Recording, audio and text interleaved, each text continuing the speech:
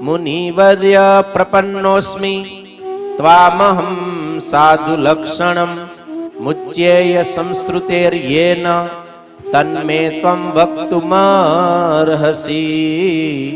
તન્મે ત્વં વક્તુમર્હસી. હે મુનિવર, પ્રપન્નોસ્મિ, હું તમારે શરણે છું. આપ કેવા છો? સર્વે સાધુ ગુણથી યુક્ત છું. હું તમારે શરણે આવ્યો છું. આ જન્મ મરણ રૂપ સંસ્કૃતિ કઈ રીતે છૂટી શકાય એનો આપ મને કંઈક ઉપાય બતાવો. કેવો પ્રશ્ન પૂછ્યો છે કે જન્મ મરણ થકી કઈ રીતે છૂટી શકાય, આ જન્મ મરણની જે રીતે નિવૃત્તિ થાય ને એનો તમે મને ઉપાય બતાવો.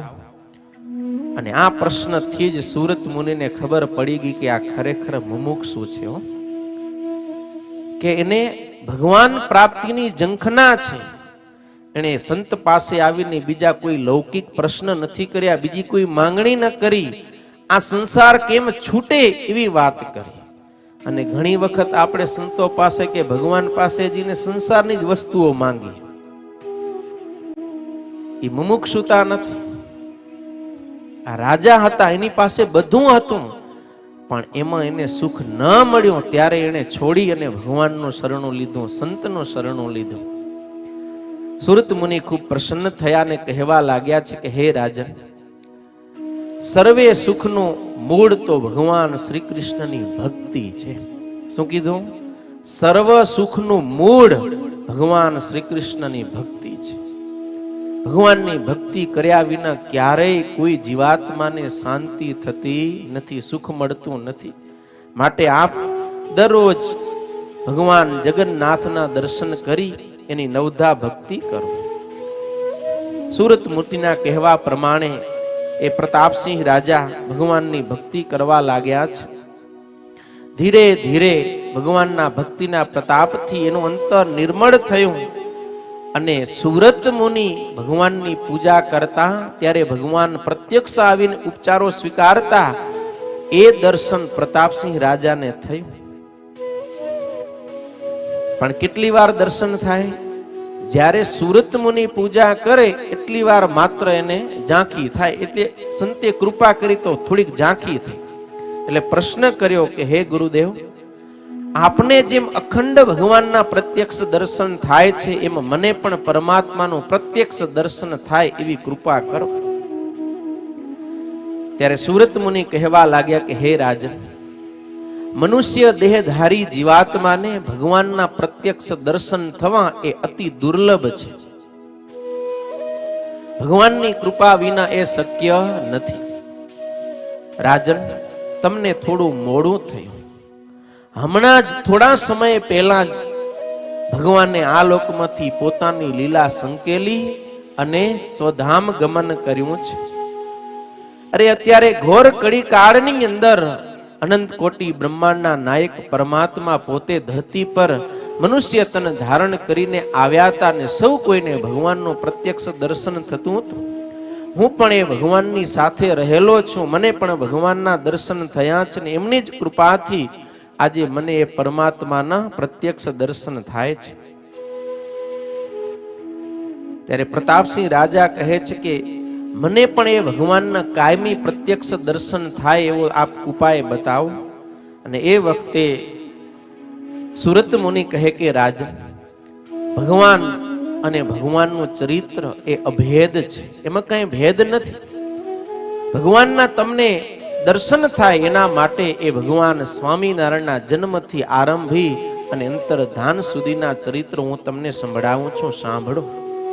એમ કહી અને સુરત મુનિ ભગવાનનો મંગલાચરણ કરી અને કથાને આગળ વધારે છે અને કહે છે કે મારા ગુરુ સતાનંદ સ્વામીએ ભગવાનના ચરિત્રોથી સભર એવા સત્સંગી જીવન ગ્રંથની રચના કરી છે.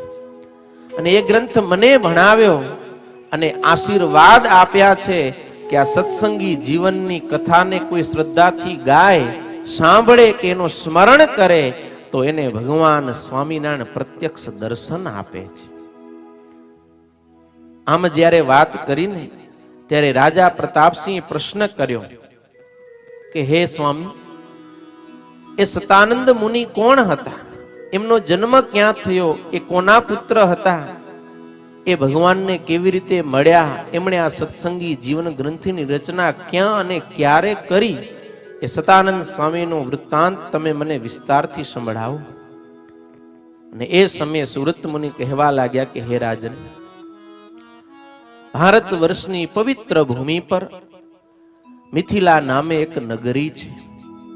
એ મિથિલા નગરીની અંદર વિષ્ણુદત્ત નામના એક પવિત્ર બ્રાહ્મણ રહેતા હતા. એમના ઘેર પતિવ્રતા નારી હતા.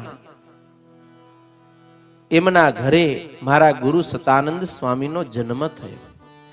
જન્મથી જ પોતે સિદ્ધ યોગી પુરુષ હતા. એમનામાં અપાર સદગુણો રહેલા હતા. ધીરે ધીરે સતાનંદજી મોટા થવા લાગ્યા. એમણે શ્રુતિ સ્મૃતિ પુરાણો પંચરાત્ર ઇત્યાદિ સત્શાસ્ત્રોનું ખૂબ ઊંડાણપૂર્વક અધ્યયન કર્યું. નાનપણથી જ એમને ધર્મમાં અતિ દ્રઢતા હતી.